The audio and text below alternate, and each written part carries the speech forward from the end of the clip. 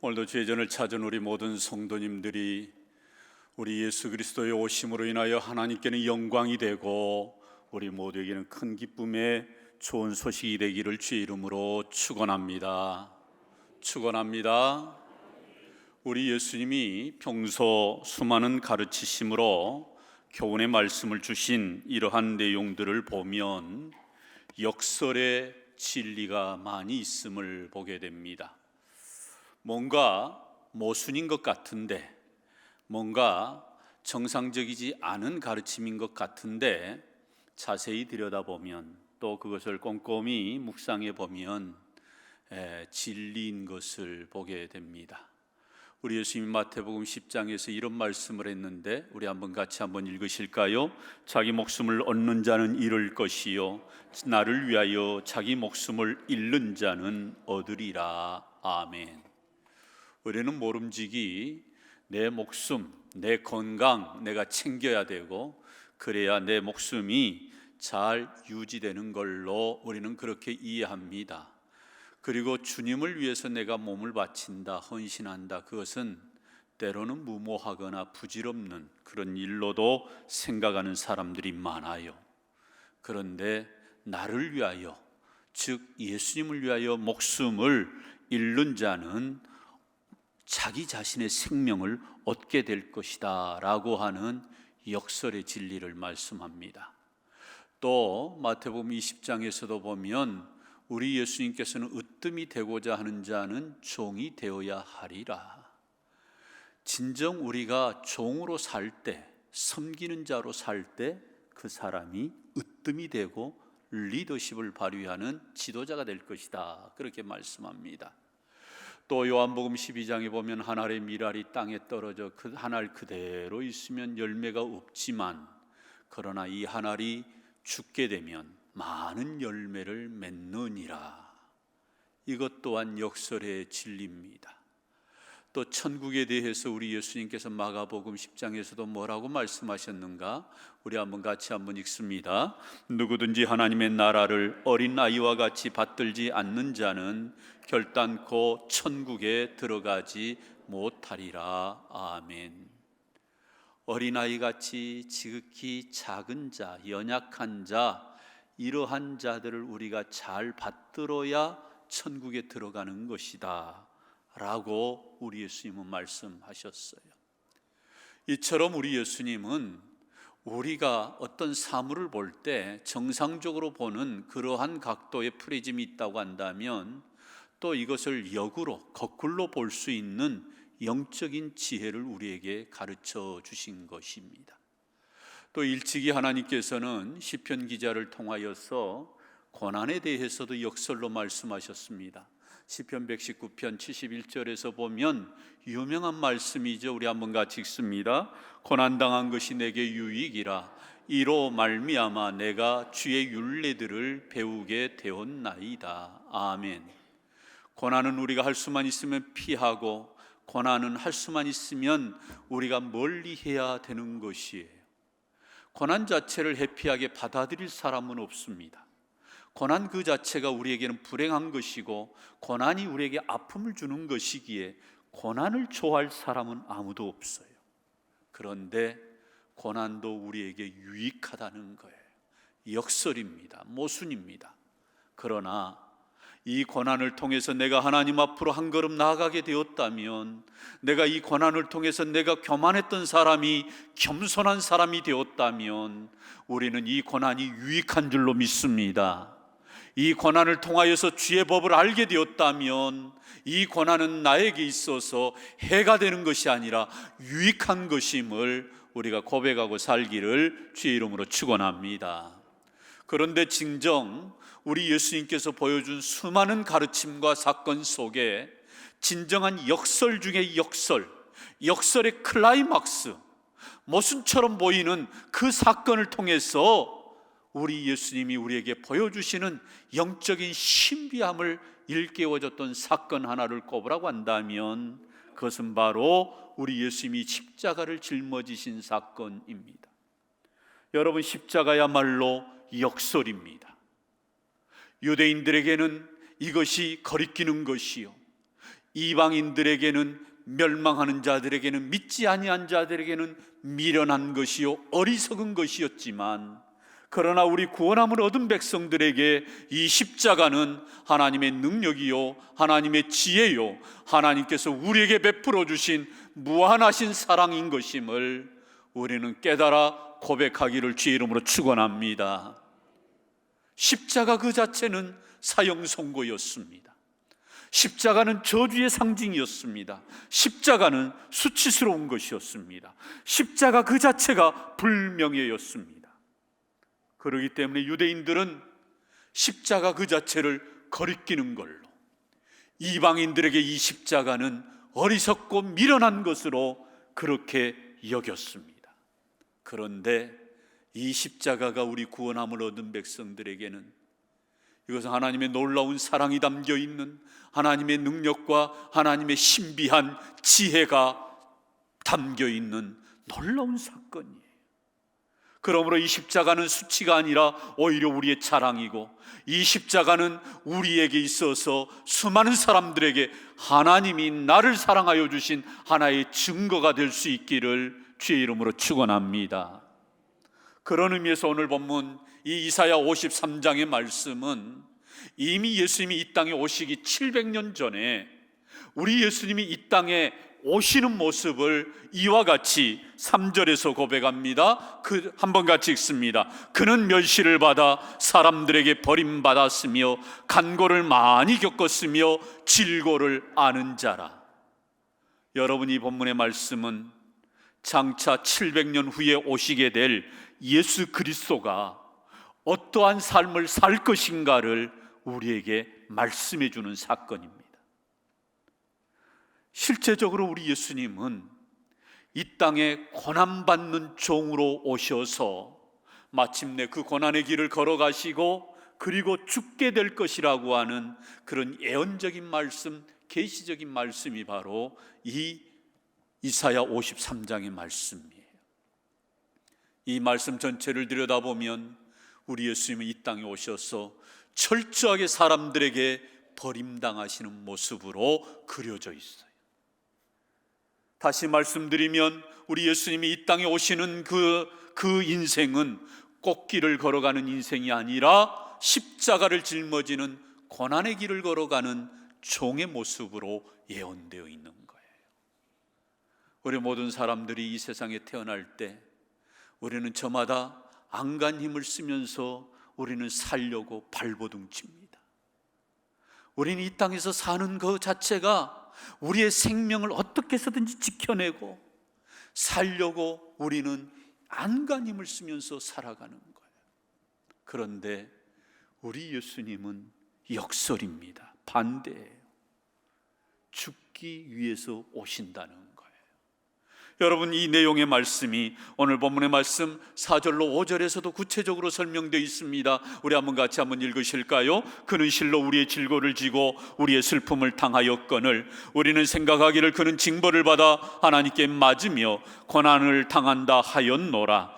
그가 찔림은 우리의 허물 때문이요 그가 상함은 우리의 죄악 때문이라. 그가 징계를 받음으로 우리는 평화를 누리고 그가 채찍에 맞음으로 우리는 나음을 받았도다. 아멘. 여러분, 예수님이 이 땅에 오셔서 앞으로 살아가게 될 그 그림을 미리 이사야를 통하여서 확연하게 그려준 거예요. 우리 예수님이 이 땅에 오시는 이 자체가 살기 위해서 꽃길을 걸어가는, 영광스러운 길을 걸어가는 그런 인생으로 이 예수님에 대한 예언적인 말씀이 그려져 있는 게 아니라, 그가 맞음은, 그가 질고를 당함은, 이러한 표현들이 다 뭐예요? 고난 가운데에서 기꺼이 죽는 길을 걸어가기 위해서 이 땅에 성탄하신다라는 말씀인 거예요. 우리는 주로 이 말씀을 우리가 사순절, 그것도 고난주간에 이 말씀을 많이 묵상하지요. 그런데 우리가 대강절에 예수님이 이 땅에 오실 것에 대한 예언의 말씀 가운데 가장 예수님을 잘 드러내 주신 예언의 말씀 가운데 하나가 바로 오늘 이사야 53장의 말씀입니다. 신학자 플랭크 레이크라고 하는 신학자는 예수님이 걸어가신 이 십자가의 역설을 이렇게 표현한 바가 있어요. 한번 잘 들어보시기 바랍니다. 예수님은 생명 자체이셨는데 죽임을 당하셨습니다. 예수님은 생명의 빛이 되신 분이셨는데 어둠에 삼킨 바 되셨습니다. 예수님은 생명의 물이셨는데 목마르다고 말씀하셨습니다. 예수님은 생명의 떡이셨는데 허기지셨다고 말씀하셨습니다. 예수님은 율법의 주인이신데 율법에 의하여 부당하게 처형당하셨습니다. 예수님은 거룩하신 분이신데 거룩하지 않는 자들과 동일시 되셨습니다. 예수님은 세상을 창조하시고 죽은 자를 살리시고 일으키신 분이신데 두 손이 뻣뻣해질 때까지 못 박혀 있었습니다. 여러분, 이것이 바로 세상 사람들이 보기에는 모순이라는 거예요. 이해할 수 없는 아이러니한 죽음인 거지요. 생명의 주인 되신 예수님이 사망에 삼킨 바가 되고 생명의 물이신 그분께서 오히려 내가 목마르다 말씀하셨고, 생명의 떡이셨던 분이 오히려 그분은 허기를 느끼셨고, 율법 하나님의 말씀의 주인이신 그분이 부당하게 율법에 의해서 처형당하셨고, 거룩한 분이 거룩하지 않는 자들과 동일시 여기셨고, 이 세상을 창조하신 분이 모든 죽은 자를 일으키시고 생명을 살려내시는 그분이 마침내 아무런 힘을 쓰지 않는 상태로 두 손이 뻣뻣해질 때까지 피 흘려 십자가에 달려 죽으시는 이러한 모습은 역설이라는 거예요. 만왕의 왕으로 오셨다면 힘 한번 써봐야 되는 거 아니에요? 이 우주 만물을 다스리시는 창조주로 존재하셨던 그분이 이 세상에 오셨다면 이 부당하게 사형 선고를 내리고 십자가형으로 처형하는 그들을 향하여서 호흡이라도 한번 하고 불어서 저들을 한번 하나님께서, 예수 그리스도께서 본때를 보여줘야 되는 거 아니겠냐, 그 말이에요. 그런데 우리 예수님은 전혀 어떻게 여기에서 십자가에서 내려오려고, 어떻게 해서든지 살아보려고 몸부림치면서 안간힘을 쓰면서 안 죽으려고 하는 그러한 모습을 보이지 않으셨다, 이 말이에요. 이게 모순이잖아요. 왜 죽어요? 죄가 없으신데. 무슨 죄를 지어서 그 죄에 상응한 대가로 죄값을 치르는 것이라고 한다면 그래도 죽을 만한 것인데, 십자가형으로 죽을 만한 그런 죄를 짓지 않으셨는데 왜 죽냐, 이 말입니다. 세상 사람들이 보기에는 모순이에요. 그러나 역설입니다. 오히려 우리를 살려내기 위해서, 당신이 죽고 우리를 살려내기 위해서 우리 예수님이 십자가를 짊어져야 됐기 때문에 우리 예수님은 그 십자가 상에서 살려고, 자기 목숨을 부지하려고 몸부림치지 않으셨다는 거예요. 생명의 주인이신데도 불구하고, 율법의 주인인데도 불구하고 부당하게 사형 선고를 내린 이 모든 것들을 받아들이시면서 이와 같이 십자가에서 죽어가신 거예요. 그래서 오늘 본문의 말씀 5절에서 이러한 예수님에 대하여 이미 예고하신 말씀 한번 봐보겠습니다. 그가 징계를 받음으로 우리는 평화를 누리고 그가 채찍에 맞음으로 우리는 뭐하였도다? 나음을 받았도다. 할렐루야. 여러분, 이게 복음이에요. 이게 십자가의 역설입니다. 그분께서 친히 십자가에 달려 죽으심으로 우리를 살려내기 위한 이러한 길을 걸어가시기 위해서 이 땅에 성탄하셨다는 겁니다. 그런 의미에서 헨리 나우엔이라고 하는 영성신학자는 이러한 예수님을 가리켜서 상처 입은 치유자라고 말한 거예요.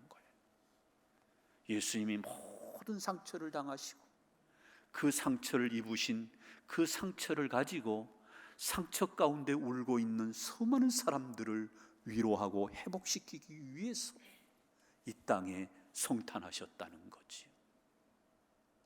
그런 의미에서 예수 그리스도의 십자가의 의미를 다시 한번 표현한다면, 예수님은 형벌을 받으셨으므로 우리는 용서함을 받은 겁니다. 예수님이 형벌을 받음으로 우리는 뭐를 받았어요? 용서함을 받았어요. 예수님은 상처를 받으심으로 우리는 치유함을 받았습니다. 예수님은 죄를 짊어지심으로 우리는 의로움을 얻었습니다. 예수님은 저주를 받으심으로 우리는 회복되었습니다. 예수님은 죽으심으로 우리는 새로운 부활의 생명을 얻었습니다. 할렐루야. 여러분, 이것이 바로 예수님이 이 땅에 오신 이유예요. 이것이 바로 우리에게 성탄을 알려주시는 그러한 메시지가 바로 오늘 이사야 53장의 말씀이다라는 겁니다. 그런 의미에서 우리 예수님은 수많은 성도들이 어떠한 상처로 울고 있을 때, 아파할 때, 괴로워할 때, 고통당하고 있을 때에 그 사람들에게 찾아가기 위해서 이 땅에 기꺼이 오셨다라는 거지요. 그렇다면 보다 더 구체적으로 우리 예수님은 우리의 어떠한 모습들을 회복시키기를 원하셨을까? 오늘 본문을 들여다보니까 한 4가지 정도 묵상할 수 있는데, 첫 번째로 예수님은 외모 때문에 상처받은 사람들을 회복시키시는 모습을 예언해 주고 있어요. 여러분, 외모 굉장히 중요하지요. 저는 가끔 우리 예수님은 어떤 모습이었을까, 어떤 생김새였을까 하는 묵상을 해볼 때가 많아요.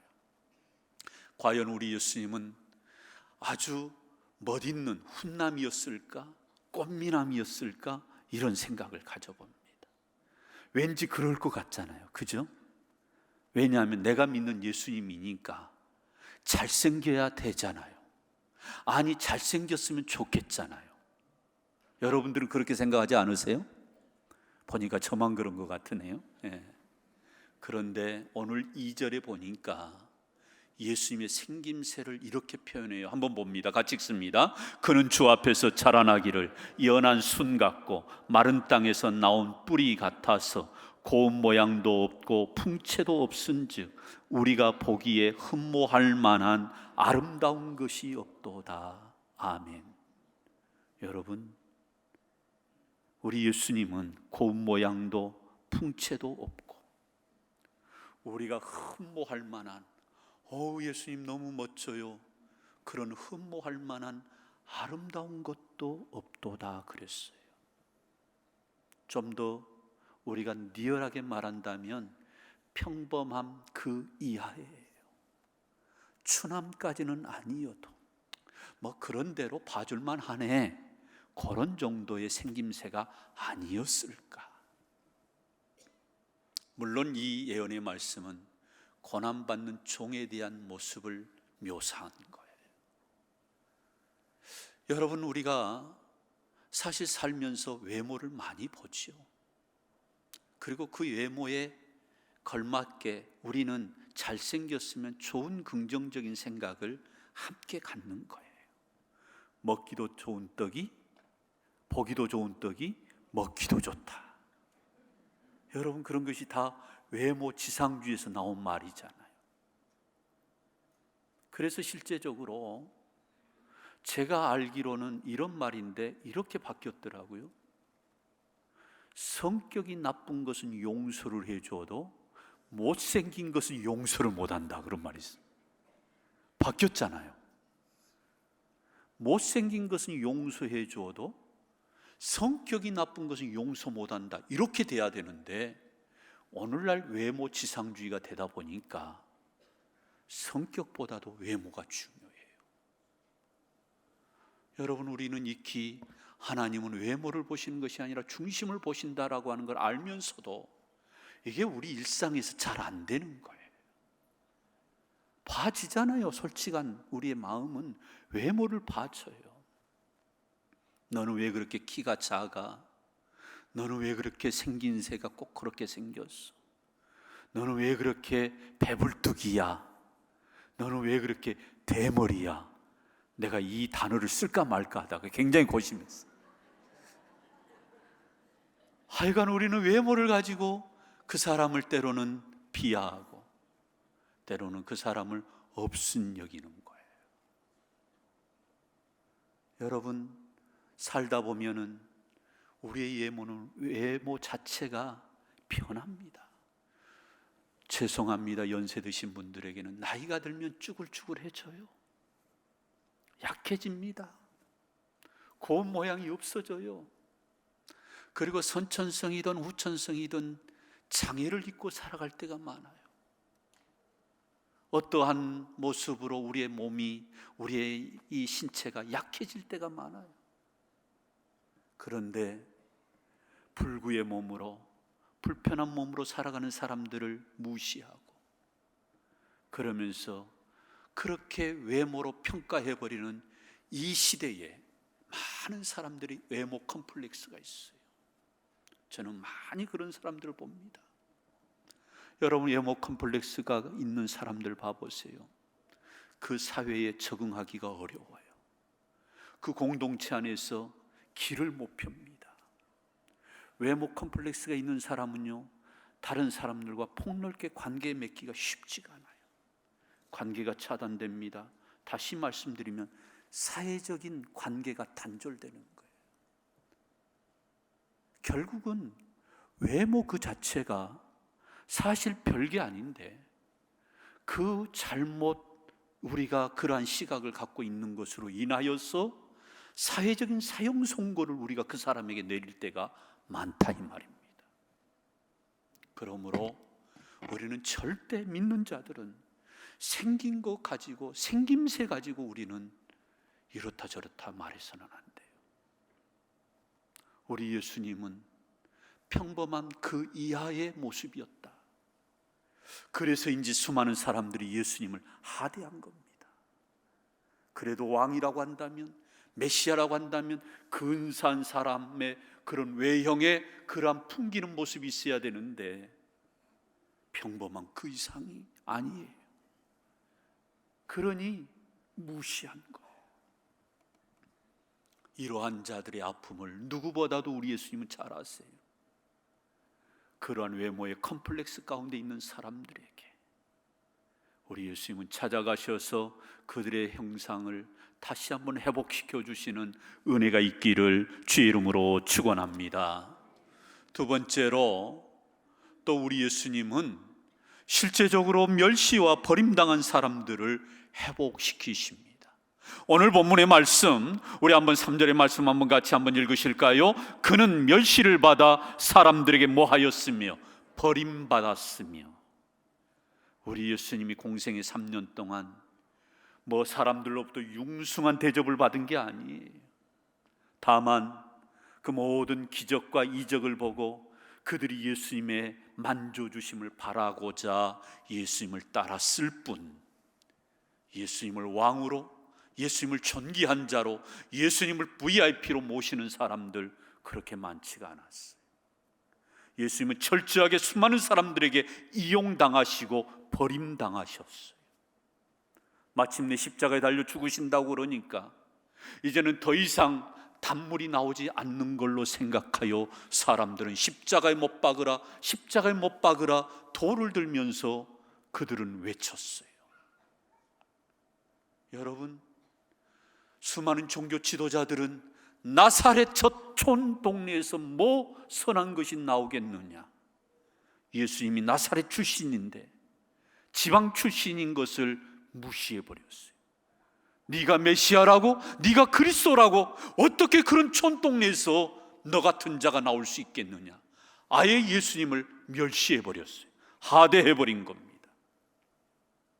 심지어는 3년 동안 함께 동고동락했던 제자들마저도 예수님을 버려버렸어요. 수많은 사람들에게 버림을 당하셨다. 이게 바로 예수님이세요. 그렇기 때문에 우리 예수님은 누구보다도 버림당한 자들의 아픔, 그들의 눈물을 아시는 거예요. 여러분, 사람들이 무시당하는 것처럼, 버림당한 것처럼 서러운 게 없어요. 왜 다윗이 하나님이 귀하게 여겼을까요? 자기는 뭔가 남들에게 말할 수는 없지만, 내 부모도 나를 버렸지만 우리 하나님이 나를 영접해 주신 것으로 인하여서 그는 감사하고 살았더니 하나님이 그를 귀히 여기신 것이, 그게 하나님의 마음이라는 거지요. 여러분, 힘이 없다고 무시당하고, 배우지 못했다고 무시당하고, 가진 것이 없어서 무시당하고, 지방 출신이어서 무시당하고, 전라도라고 무시당한다고 하나요? 제가 서울에서요, 세상에 교육전도사로 교회 하나 서울에 들어가는데도 전라도 사람 무시하더라고요. 여러분, 그 서러움을 아세요? 교육전도사만 그래요? 우리 수많은 전라도 출신들이 직장에서 얼마나 불이익을 많이 당했어. 이러한 자들을 우리 예수님은 누구보다도 잘 아세요. 그래서 이 땅에 오신 이유가 멸시를 당해 보셨기 때문에, 버림당해 보셨기 때문에 그러한 자들에게 찾아가셨어요. 봐보세요, 우리 예수님에 대한 생애 가운데에 사람들이 예수님을 보고 내려준 하나의 붙여준 별명이 있어요. 고아와 과부와 세리와 죄인들의 뭐로다? 친구로다. 3년 동안 예수님이 누구를 가까이 하며 살았느냐? 고아와 과부와 세리와 죄인들을 가까이 했다, 그 말이에요. 이 사람들이 다 뭐예요? 사회에서는 약자들입니다. 소외된 자들이에요. 마이너리티 사람들입니다. 그들은 사회의 주류를 이루는 사람들이 아니에요. 소외되고 무시당하고 버림당한 사람들, 누가 잘 상대해주지 않는 그러한 자들이에요. 그런데 우리 예수님이 버림받아 보셨기 때문에, 상처를 받아 보셨기 때문에 우리 하나님은, 우리 예수님은 그러한 자를 회복시키시고 붙들어 주시는 줄로 믿습니다. 또한 세 번째로, 우리 예수님은 오해를 받고 살아가는 사람들을 회복시키신다는 거예요. 여러분, 오늘 본문에 보면 이러한 말씀이 4절 말씀에 나와 있어요. 우리 한번 같이 읽습니다. 시작. 우리는 생각하기를 그는 징벌을 받아 하나님께 맞으며 고난을 당한다 하였노라. 여기에 중요한 구절이 있어요. 우리는 뭐 하기를? 생각하기를. 이걸 주목해야 됩니다. 예수님이 지금 십자가에 달려 죽으시는 것은, 예수님 죄 지은 값으로 죽네, 맞을 짓 했네, 죽는 것 당연하네, 사람들이 그렇게 생각했어요. 왜요? 하나님을 아버지라고, 나를 본 자는 아버지를 보았다고, 신성모독하는 너는 죽어 마땅해, 그래 십자가를 짊어지는 것 네가 저지른 거야, 네가 스스로 무덤 판 거야, 이렇게 사람들은 생각한 거예요. 하나님께 매맞은 이유가 맞을 짓을 했다는 거예요. 이게 사람들의 생각이었어요. 여러분, 이것이 정상적인 생각이었습니까? 아니면 오해였습니까? 오해였다는 거예요. 잘못 생각한 거예요. 철저하게 수많은 사람들은 예수님을 오해한 것입니다. 그러니 이 오해가 있는 한 아무리 예수님이 메시아임을, 그리스도임을 말씀을 드려도 믿으려 하지 않습니다. 오해는 이렇게 무서운 거예요. 우리 예수님이 평소에 수많은 제자들에게, 우리 예수님이 자주 쓰는 하나의 표현적인 관용구가 있어요. 나는 무엇이다. 에고에이미, 나는 무엇이다. 나는 참 빛이시다. 나는 선한 목자다. 나는 생명의 떡이다. 나는 생수의 근원이다. 나는 포도나무다. 나는 부활이다. 나는 생명이다.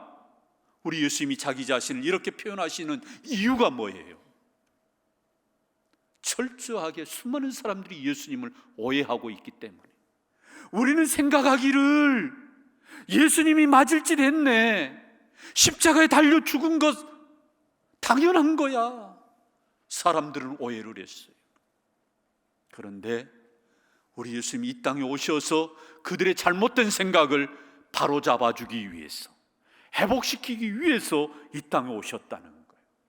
너희가 생각하는 메시아는, 너희들의 구원자는 너희들이 생각한 그런 존재의 모습이 아니라 기꺼이 십자가를 짊어지고 피 흘려서 너희들을 살려내는 그러한 존재임을 수많은 사람들에게 일깨워주기 위해서 이 땅에 우리 예수님은 성탄하셨다라는 거예요.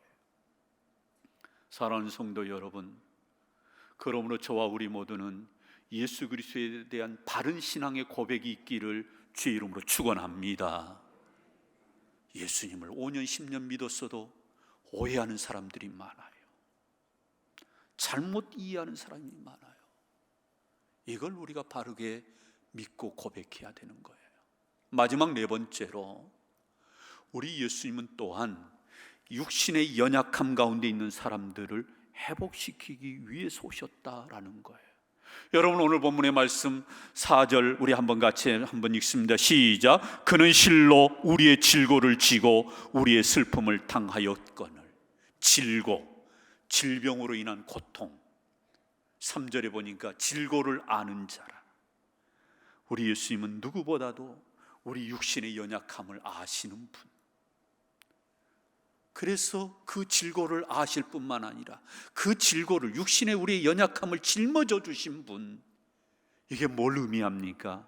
우리를 고치시고 싸매어 주시고 회복시켜 주시는 분이라고 하는 말씀이지요. 여러분, 우리 예수님의 3대 사역이 뭐죠? 가르치시고 전파하시고 고치시고.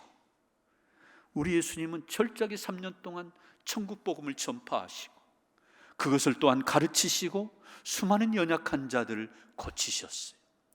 그래서 사실상 사복음서 마태, 마가, 누가, 요한복음을 보면 예수님의 생애 가운데에 가장 많은 분량을 차지하는 것 가운데 하나가 뭐예요? 사람들의 질병을 고치시는 내용이 나와요. 이게 뭡니까? 우리의 연약함, 이러한 것을 누구보다도 알고 계시기에 우리 예수님은 어느 누가 그 고통 가운데서 예수님 나를 좀 고쳐주세요 말할 때에 한 번도 그 사람을 외면해 보신 적이 없어요. 온 동네 사람들이 고침받기를 위해서, 예수님 앞에 만져주기를 위해서 다가온 사람들 거절하지 아니하시고, 내가 바쁘니까 다음 날 오세요, 예약하고 오세요, 며칠 걸리니까 번호표 들고 오세요, 이렇게 말씀해 보신 적이 없어요. 그 자리에서 한 사람 한 사람 고쳐주시는 예수님. 여러분, 그것이 바로 우리 예수님이 이 땅에 오시는 그러한 이유였다면 저와 우리 모두의 아픔과 연약함도 주님 앞에 올려드리기를 주의 이름으로 축원합니다. 일찍이 우리 하나님께서 출애굽한 백성들에게 저 광야 가운데서 쓴물을 단물로 바꾸실 때 하나님이 하나님 자신을 소개하기를 뭐라고 했어요? 출애굽기 15장의 말씀 우리 한번 같이 읽습니다. 시작. 나는 너희를 치료하는 여호와임이니라. 할렐루야. 그래요, 치료하는 여호와, 라파의 하나님. 우리는 이 고백이 있기를 주의 이름으로 축원합니다. 우리가 목사에게 기도받기를 원하는 환우들이 많아요. 그러나 우리가 고백해야 될 것은 목사가 기도해서 낫는 게 아니에요. 나중에 제가 한번 엘리사와 나아만의 그러한 사건을 통해서 한번 말씀드리려고 합니다만은 우리는 통로일 뿐인 거예요. 치료하시는 분은 누구예요? 여호와임이니라. 고치시는 능력을 가지고 계신 분은 그분에게 있음을 우리는 믿고 하나님 앞에 나의 아픔을, 나의 연약함을 우리는 맡길 수 있기를 주의 이름으로 축원합니다. 오늘도 제가 2부 예배 끝나고 우리 한 권사님 서울에서 큰 수술하고 그리고 제 방에 와서 기도를 받으실 때 이분이 뭐라고 고백하시냐? 목사님, 하나님의 은혜가 너무 큽니다. 미리 알게 하시고 발견하게 하시고 이렇게 또 때마침 치기 적절한 때 맞춰주셔서 하나님 치료해 주셨습니다. 제가 그래서 할렐루야 그랬어요. 할렐루야. 사랑하는 성도 여러분, 우리가 믿는 하나님은 내 모든 연약함을 못 고칠 병이 없는 줄로 믿습니다. 그래서 예수님이 이 땅에 성탄하신 거예요. 그러므로 우리가 이번 성탄을 기다리면서 우리를 회복시키시는 하나님의 그 사랑, 예수 그리스도의 그 사랑을 우리가 사모하기를 바라되, 하나님과의 관계도 회복되기를 주의 이름으로 축원합니다. 하나님께 나아가는 우리의 믿음이 회복되기를 주의 이름으로 축원합니다. 하나님과의 인격적인 관계가 회복되어져서 나를 회복시키시는 그 주님으로 승리하는 우리 무등의 권속들이 되시기를 주의 이름으로 축원합니다. 우리 함께 이 시간 찬양하기를 원합니다. 고요한 밤 거룩한 밤, 이러한 나를 회복시키기 위해서 이 땅에 오시는 분, 그분이 바로 우리 예수 그리스도임을 우리가 이 신앙의 고백으로 우리 백구장 찬양하겠습니다. 고요한 밤 거룩한 밤, 우리 차분히 앉아서